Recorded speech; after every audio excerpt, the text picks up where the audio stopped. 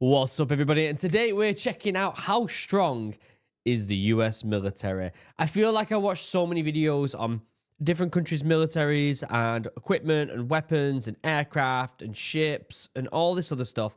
And I never really go back to just how big the military actually is, the US military. So this is going to be really interesting to watch. I'm really excited. It's always nice to keep up to date with current affairs when it comes to the military growth, especially in a time in the world where things are a little bit more chaotic than we would like them to be. But before we get started, the channel sponsor, Chug, check them out. 10% off, link down below for the best drinking vessel in the world. If you want to look like an absolute legend while drinking your drink, you got to get yourself one of these. Made by hand by a small business here in the UK. Highly recommend it. Customizable, different colors. 10% off. You're not going to find a better deal anywhere else. 10% off, link down below. Okay, infographic show. Let's enjoy this.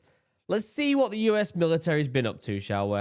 195 recognized countries in the world doing their best to navigate the unforgiving arena of global geopolitics. Yeah. However, only one country among them has been unrivaled as the world's supreme military power for years, the United States. And that's why it shouldn't be surprising that this military titan might be ranked as the #1 military power once again in 2024. I mean, yeah, it is. And it will be inevitably for a while. The US is what Rome used to be, right?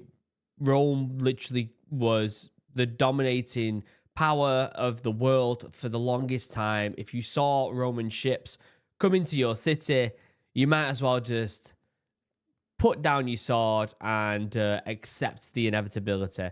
The US is the same, in my opinion. Now, the big thing for me over the next 4 years, and I made a video on this yesterday, is whether the US gets Greenland. And I think if that's the case, it keeps growing, it keeps becoming a powerhouse. However, if China or Russia get Greenland, which I don't think they will, but if they did, the shift in power would be quite significant.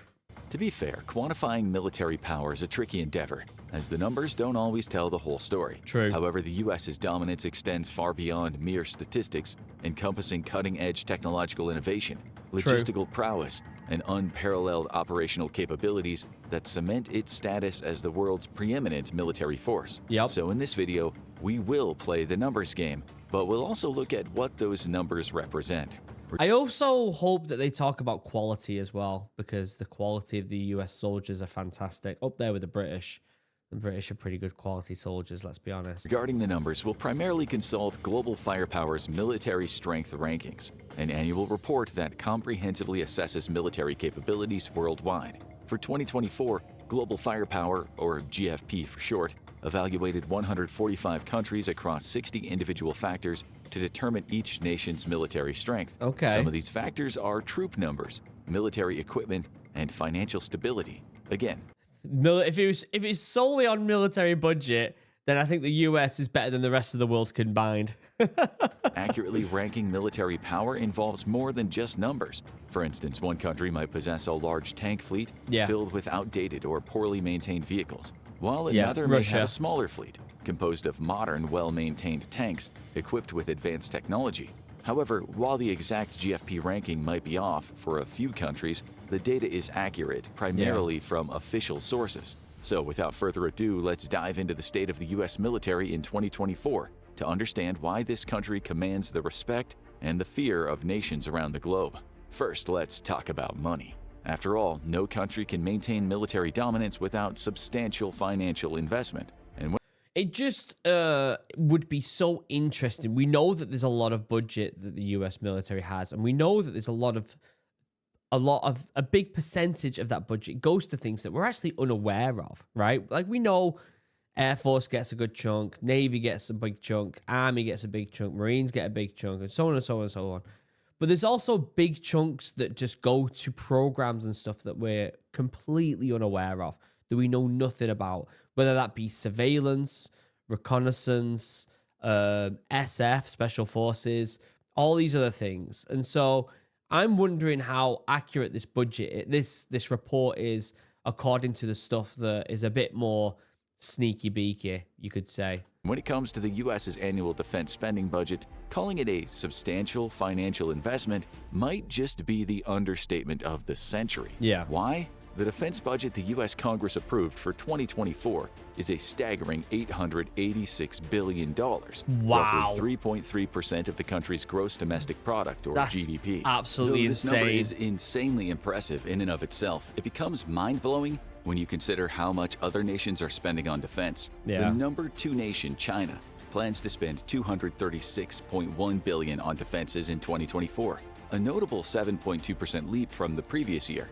That is actually quite impressive for China, to be honest with you. Although the thing is with China is they're always constantly trying to catch up with the US.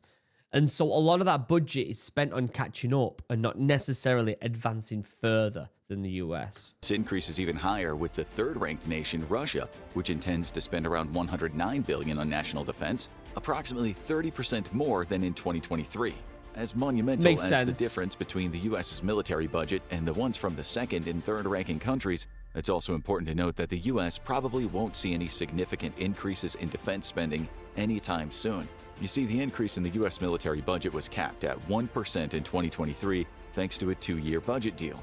But even after those 2 years pass, financial experts don't see significant changes in the U.S.'s military budget for at least 2 more years. Afterward, the experts estimate that the budget could gradually rise to $922 billion in 2035. But let's go back to the present for now.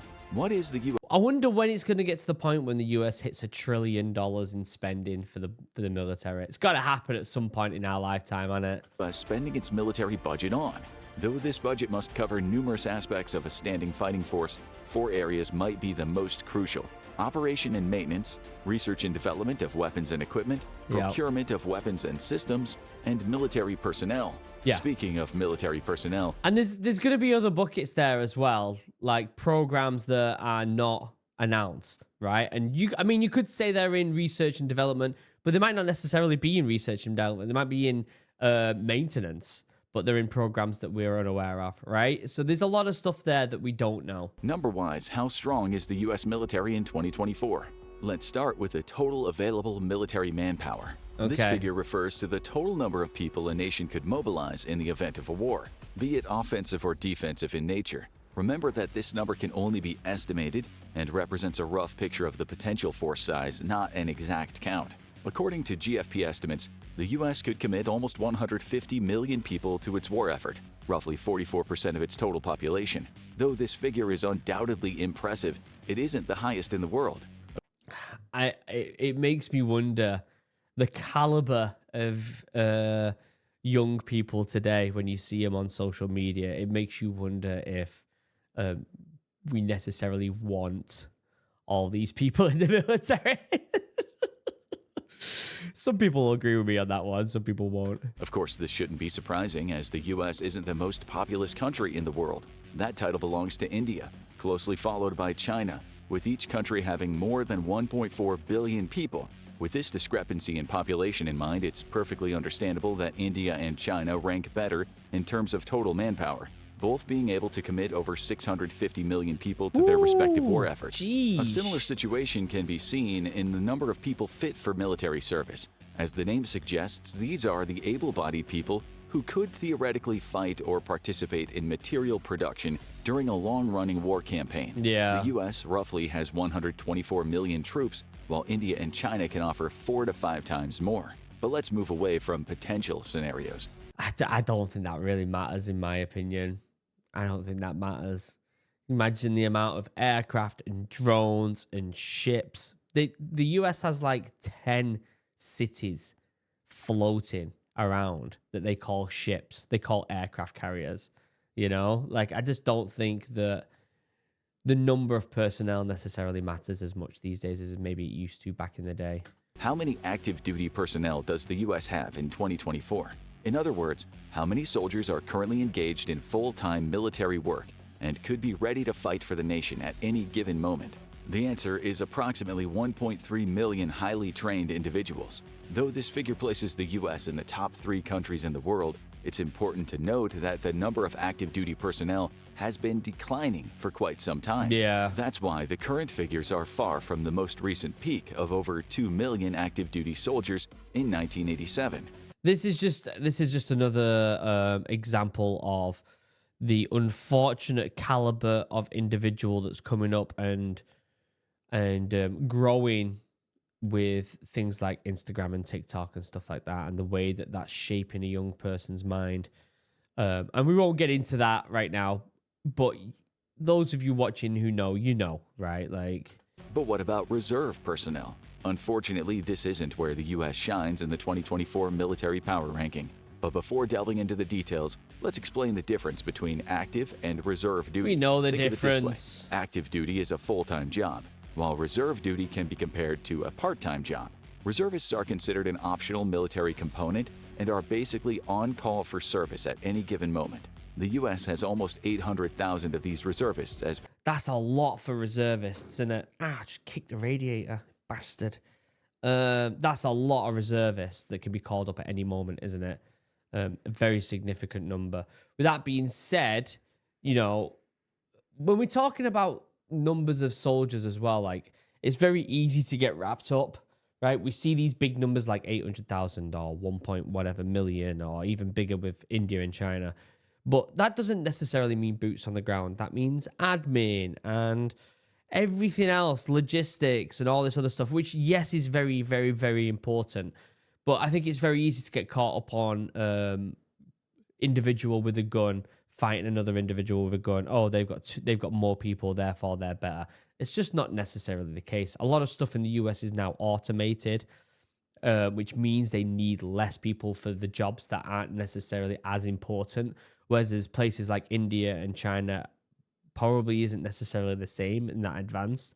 So, yeah, like when it comes to the mundane jobs, a lot of them are just not needed by the US. And therefore, a lot of the actual people in the military can go towards the things that count. Part of its military force in 2024. The figure is nowhere near Vietnam's 5 million reservists, which occupies the #1 position globally. It's also significantly lower than 3 other nations in the top 5 in the military power ranking of 2024. South Korea, with over 3 million reservists, Russia with approximately 2 million, and India with roughly 1.15 million. South Korea has mandatory service, though.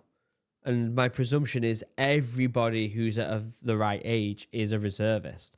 So that skews the numbers a bit there as well, doesn't it? Reserve duty personnel. The only other country in the top 5 with fewer reservists is China, which has 500,000. There are 2 ways to look at this number, one more positive and the other quite the opposite. On one hand, the relatively low number of reservists in the U.S. could be attributed to the country's reliance on a well-established active duty force and sophisticated military technology. On the other hand, the number of U.S. reservists could be related to how overused the military component is. As things currently stand, some reservists are expected to provide daily support to global military operations, essentially changing the very nature of this military element. This could have something to do with fewer people deciding to join the military as a reservist. But speaking of joining the military, which options do individuals have when considering enlistment in the U.S. military? The United States Armed Forces collectively manages 3 major service branches: the U.S. Army, the U.S. Air Force, and the U.S. Navy. The thing is, though, there's so many different things, so many different routes you can go down with them 3. Like, there's countless amount of different routes. Yes, you can go in the Air Force, but what are you going to be? Are you going to be a chef in the Air Force? Are you going to be a pilot? Yes, you can go in the Navy. Are you going to be a gunner? Are you going to be a SEAL? Like, there's so many. Are you going to be a clerk? Yes, there's 3 branches, but it's vastly different that's such a simplification, isn't it? In addition to the 3 main military branches, the U.S. has 3 other notable military divisions: the U.S. Marine Corps, the U.S. Space Force, and the U.S. Coast Guard. 5 of these branches are managed by the Department of Defense. The U.S. Coast Guard is the only exception, falling under the responsibility of the Department of Homeland Security. Yeah. But what exactly are these departments managing in 2024? Let's find out. First, let's get the numbers out of the way. Number 1 is the Army, the largest and oldest service in the U.S., with roughly 452,000 active duty soldiers. This is the smallest total the Army has been since 1940, a year before the U.S. joined World War II. In second place, we have the Navy, the U.S.'s forward deployed force. In 2024, this branch had approximately 347,000 active duty sailors. As with the Army, the U.S. generally isn't satisfied with the number, as it falls short of desired readiness levels and strategic objectives. This is happening a lot through Western countries. And again, like I said, I attribute it to young individual culture and the way that people are raised these days. Third ranking branch is the... Sound like a right boomer when I say that, don't I? They're just not the same. These youths. Air Force, closely following the Navy with approximately 324,000 active duty personnel. The Department of Defense describes the Air Force as having rapid, flexible, and lethal air and space capability. Next up, the Marine Corps, a component of the Department of the Navy, which accounts for about 172,000 of the U.S.'s active duty personnel. This just leaves us with one more Department of Defense controlled branch, the U.S. Space Force. Due to the unique nature of this branch, it shouldn't be surprising that it's by far the smallest, encompassing only about 9,400 active personnel. I swear to God, if I was young and living in the US, I would 100% sign up to the Space Force.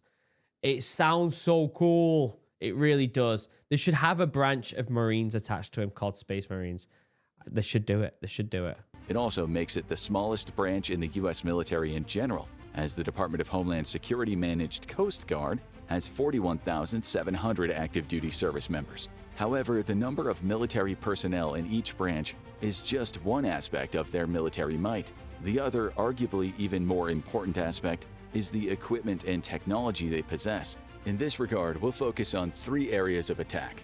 Let's look at U.S. land, air power, and naval power.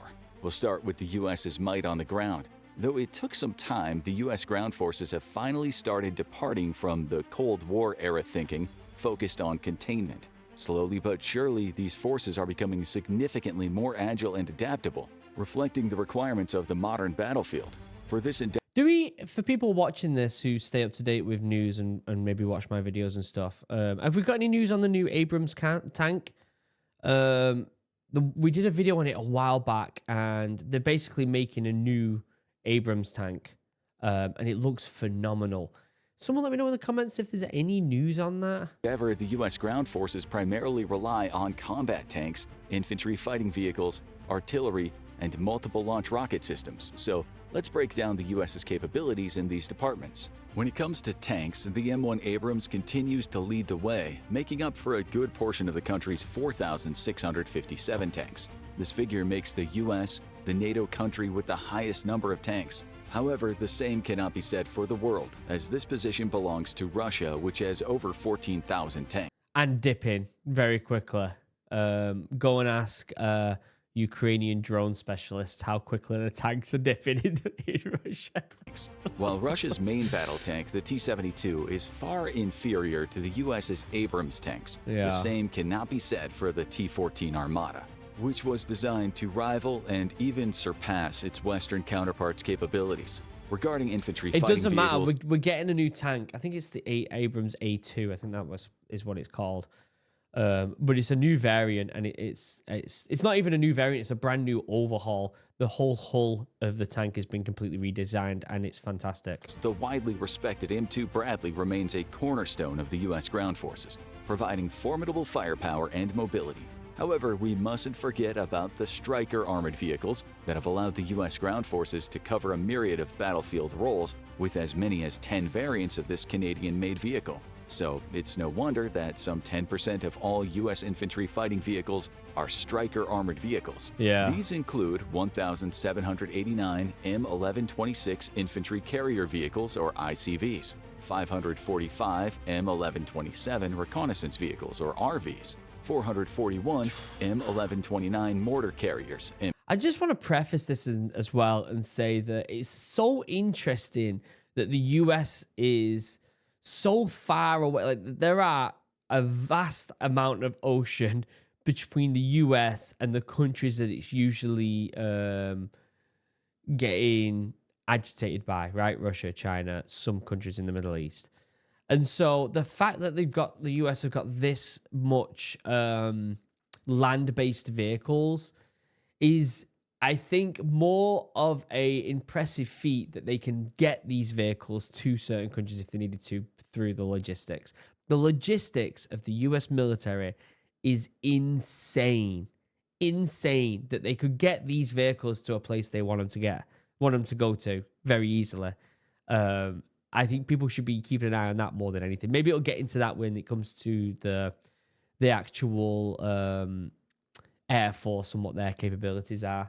Seas, 348 M1130 Commanders Vehicles, or CVs, 304 M1133 Medical Evacuation Vehicles, or MEVs. The remainder of some 360,000 frontline, second line, and support vehicles are mostly wheeled types designed for urban fighting, based on experiences in Afghanistan and Iraq. This impressive figure also makes the U.S. the #1 country in the world in terms of infantry fighting vehicles, as they possess more than double these vehicles compared to the next countries on the list, China and Russia. Unfortunately, the U.S. artillery systems don't showcase the same superiority. Here we'll look at two artillery systems, self-propelled and towed. Both these systems have a pretty self-explanatory name. The former can move independently on tracks or wheels, while the latter requires a separate vehicle to position it on the battlefield. The U.S. operates an equal number of both these systems. It has almost 1,600 self-propelled guns, and almost all of them are M109 Paladin tracked vehicles. Absolute As for their beasts. towed counterparts, there are about 1,267 of them used by the U.S. military. Roughly 820 of those are the M777 howitzer-class systems operated by the Army and Marine Corps. This just leaves us with multiple launch rocket systems. These systems aim to provide a rapid and wide... How many intercontinental ballistic missiles does the US have? That's a question I've got.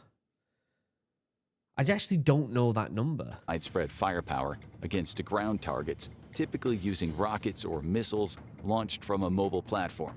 The U.S. ground forces operate almost 700 of these handy systems, with the M142 HIMARS launcher making up more than a quarter of the total number.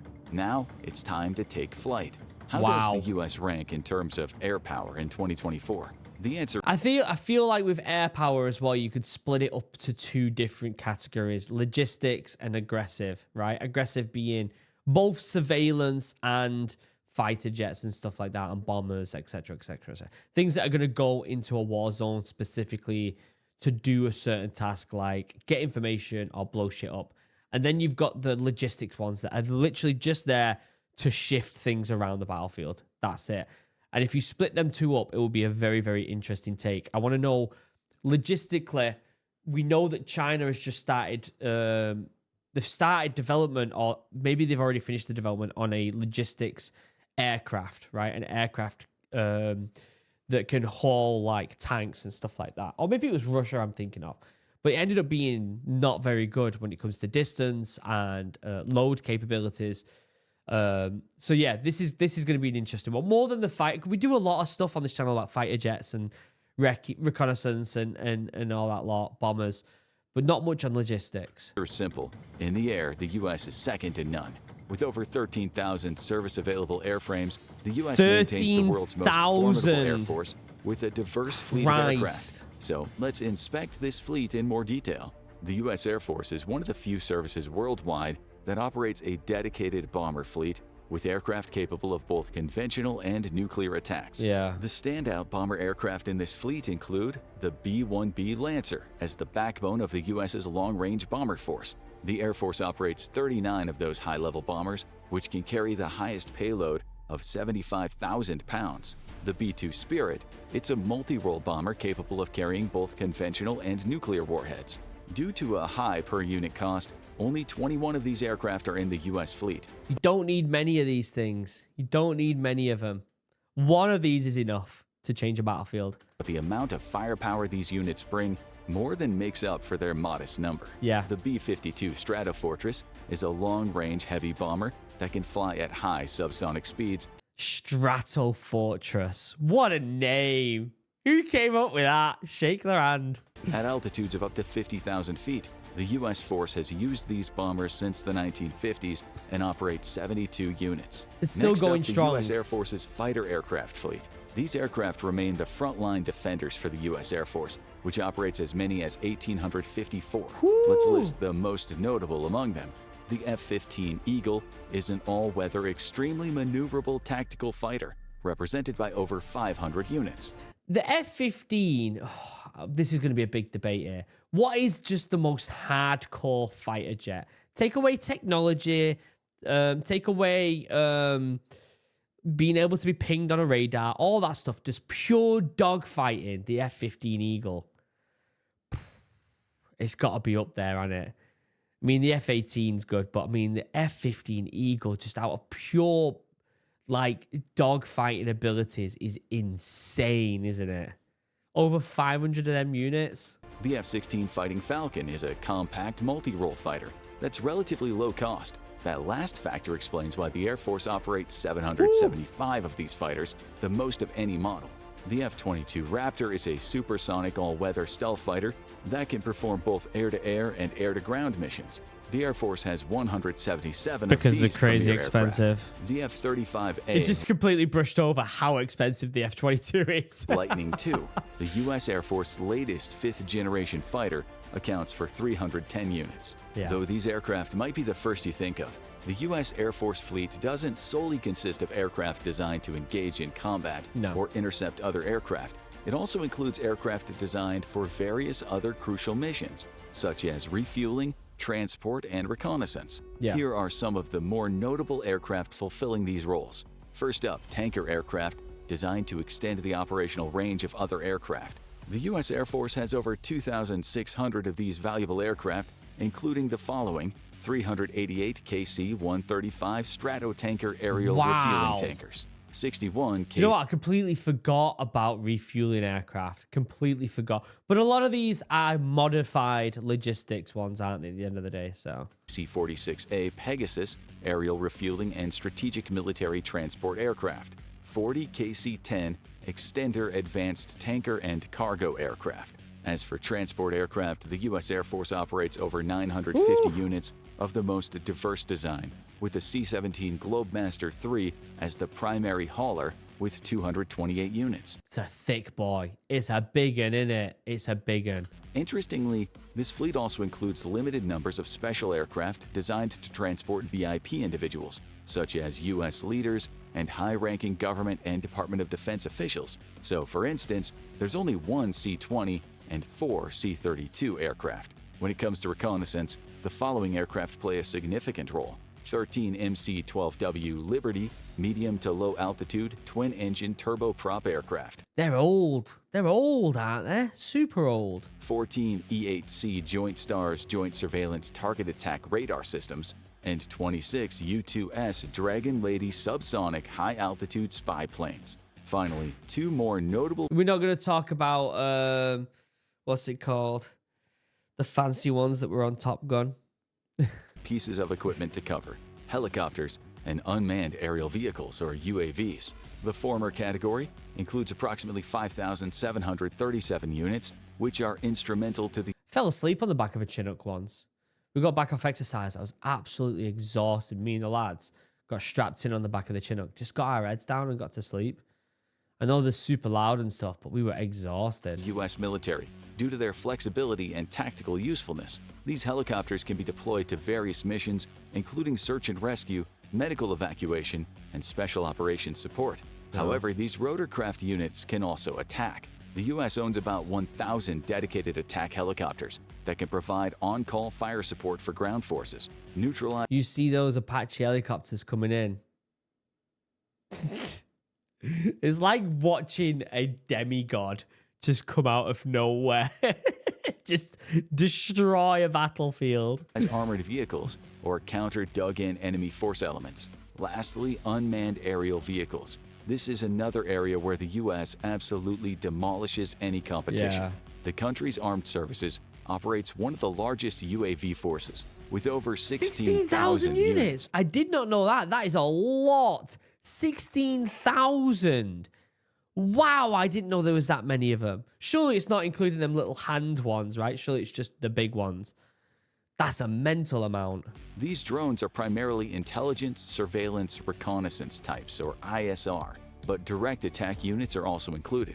Now that we covered the U.S.'s land and air power, let's dive into and explore the strength of the U.S. naval forces in 2024. By now, you probably won't be surprised to learn that these forces also beat out potential competitors. When are we getting news on a new aircraft carrier? We know that they're making new ones of that big boy that just came out. I forgot what it's called. Roosevelt, is it? Which is the biggest U.S. aircraft carrier. I always forget the name of it. 1 second. U.S. aircraft carrier. What's it called? What's it called? What's it called? Gerald R. Ford, that's it. Isn't there going to be more Gerald R. Ford classes being made? I'm pretty sure there's going to be a couple more being made. I wonder when we're going to hear news on that. By a considerable margin. Sure, with 472 vessels, the U.S. might not have the largest fleet in terms of size. However, the U.S. Navy boasts unmatched technological sophistication and operational capabilities. No one in the world is close to the U.S. Navy. Not even close. It's not even a competition. Ensuring dominance in both traditional and asymmetric maritime warfare scenarios. The U.S. Navy also dominates the number game in areas where it matters the most on the sea, carriers. The U.S. currently has 11 carrier ships, which is more than all the other countries in the world combined. To be fair, 10 of these are the Nimitz-class nuclear-powered carriers that still utilize Cold War technologies to some extent. Still, they remain formidable assets, complemented by the newer, more advanced Gerald R. Ford-class supercarrier, which promises to take the U.S. military's naval capabilities to new heights. I think there's a couple more of them in development.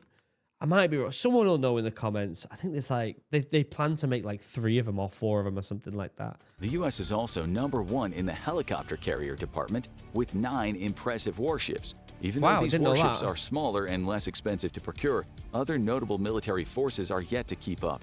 Japan has the most helicopter carriers after the U.S., with only 4.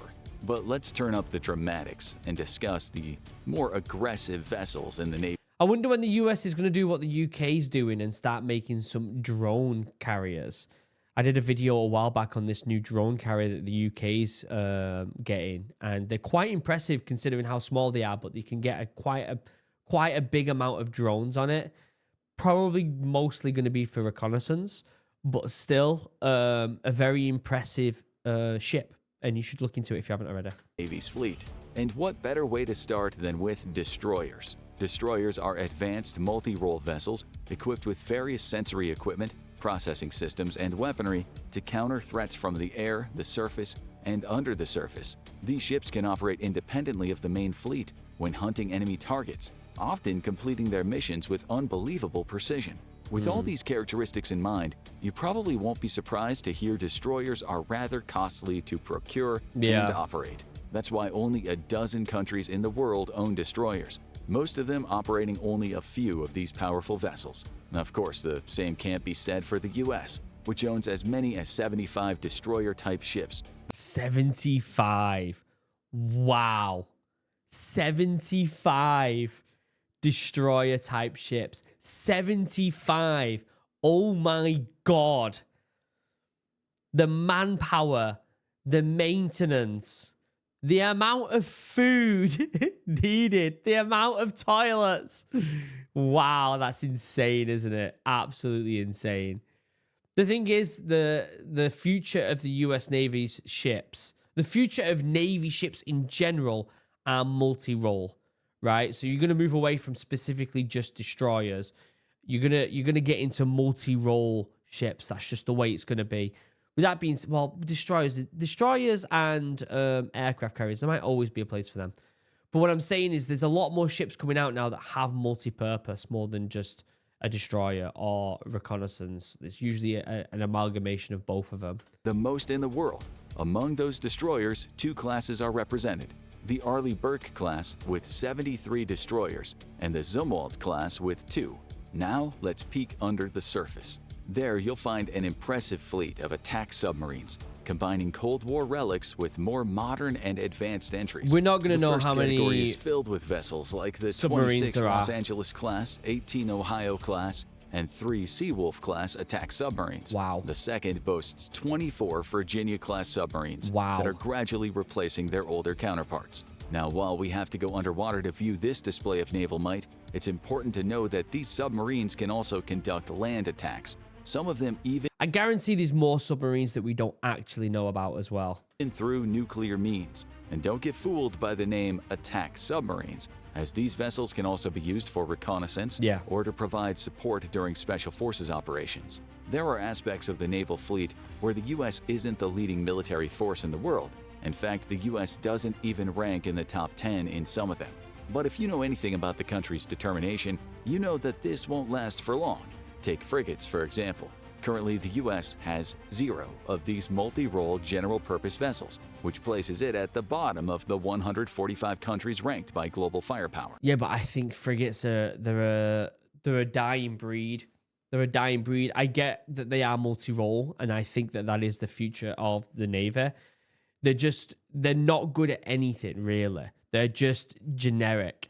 Whereas the multi-role ones that we're going to see in the future are going to be reconnaissance and fighters, right? They're going to be good at both of them, so much so that you could take a multi-role destroyer reconnaissance ship and it be as good as a simple destroyer or a simple reconnaissance ship, if you get what I mean. Frigates, they're just they're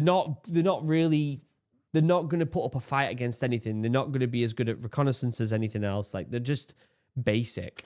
Though keep in mind that the U.S. rarely uses frigates anymore. However, other powerful countries like Russia and China haven't followed suit. So the U.S. is getting back into the frigate game. The construction started in August 2022 after a 35-year break, and the USS Constellation, the lead class of these vessels, should enter service around 2026. I bet, though, the reconnaissance and the firepower of that, the damage it can cause, is just it's evolving the frigate class in general and making it way more powerful. And it'll be up there with some, like, I bet the capabilities of this would outweigh a destroyer class from China, right? Or a reconnaissance class from China. It'll be better at both of them, guarantee it. Other areas where the U.S. Navy currently falls short are, number 1, the Corvette-type vessels, which are very similar to frigates. Currently, the Navy operates 23 of these small vessels, which is almost 4 times less than the first-ranking country, Russia. Number 2, the mine and counter-mine warfare ships that lay down or neutralize minefields in strategic waters. As of 2024, the Navy owns 8 of these vessels, a far cry from the 47 owned by the same country that owns the most corvettes, Russia. Finally, there's number 3, the Merchant Marine Force. During wartime, these vessels transport soldiers, supplies, and vehicles. The U.S. owns around 1,800 merchant vessels, so it doesn't even manage to crack the top 10. Yeah, but 1,800's still a lot. And when you consider what their Air Force is like when it comes to shipping stuff, Air Force is going to get things there quicker, much, much quicker. Leading maritime nations. Still, these very few items in no way detract from the extraordinary military might that the U.S. possesses. Yeah, By now, not at you all. should understand why this nation has consistently been ranked number 1 regarding overall military power and capability. All of this boils down to one vital question: how will the U.S. use its military might in 2024?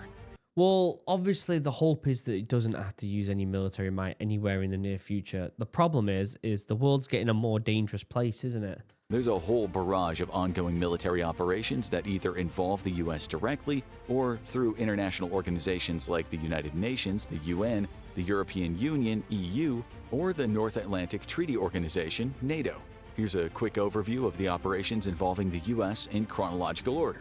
Since 2004, the U.S. has been deploying drone strikes against Islamist militant groups in the war in northwest Pakistan. Since 2010, the same destiny has befallen Al-Qaeda, Al-Shabaab, and ISIS positions in Yemen, resulting from the effort to combat the Al-Qaeda insurgency in the country. In 2011, U.S. troops were sent to Uganda as advisors to assist in the fight against the Lord's Resistance Army, or the LRA, and its leader, Joseph Kony. In 2014, the U.S. started interventions in Iraq and Syria, aiming to combat the Islamic State of Iraq and Syria, or US loves getting involved, doesn't it? It loves a good scrap. For ISIS. In 2021, the U.S. continued its intervention in Somalia by conducting airstrikes on al-Shabaab militants. In 2023, Operation Prosperity Guardian was launched in order to counter the threat by Houthi forces in the Red Sea. Besides conducting specific operations, the U.S. troops are always stationed across different continents to maintain regional stability, provide security assistance to partner nations, conduct joint training exercises, or deter potential adversaries. So, as of 2024, the U.S. has over 100,000 service members in Europe, 30,000 throughout the Middle East, 370. I went to the US base in Bahrain, and that thing, it just blew my mind, the amount of resources they had there. 5,000 in the Indo-Pacific region. From these numbers and the ongoing military operations, it's easy to conclude where the U.S. stands on most matters in terms of foreign policy. Yeah. For instance, Europe received another 20,000 American soldiers after the Russo-Ukrainian War began in 2022 to enhance its military capabilities. Yeah, I mean, at the end of the day, again, if it was some sort of war that kicked off with one of these countries, you have to remember, it's not even just the US, it's NATO as a whole. Like, you know what happens if someone kicks off with NATO? Like, America would be like, Britain, do you mind if we ship more lads to some of your bases? Britain would be like, crack on, mate. The amount of help, the US bases, it doesn't really matter at that point, because the US would utilize other military bases that are within NATO. Easy. It's happened numerous times in the past. Similarly, the sheer number of troops in the Indo-Pacific region makes it clear that the U.S. prioritizes the so-called free and open Indo-Pacific strategy, which aims to uphold international norms and principles in the face of increasing assertiveness from countries like China. Did any of this information surprise you, for better or worse? Do you see any country surpassing the U.S. as the global military power anytime soon? No. Share your opinions in the comments section below, then check. Great video. I think the big thing that surprised me was the amount of drones that the US had. I didn't realize how many it actually was. And the other big thing as well is I think the biggest play of the next few years is going to be this situation with Greenland. I put a video up about it yesterday. I think that is honestly going to be one of, if not the most important parts of the future of global power. I really do. If nothing happens, then it stays the same. But if the US takes Greenland or buys Greenland, the shift in power will be ungodly. And if China and Russia take it, we're going to see different global structures because, yeah, that would be incredibly intense. I'd love to know your thoughts in the comment section down below. This video is obviously 2024. We are now in 2025, and we're seeing new and different developments now that the US has got a different government coming into place with Trump. I'd love to know your thoughts in the comment section down below. Don't forget to check out Chug. 10% off, link down below if you want to get the best drinking vessel in the world. Highly, highly recommend it. Link down below to the OG video. Please go and like it, subscribe, all that good stuff. And until next time, I love you all. Have a wonderful day. Goodbye.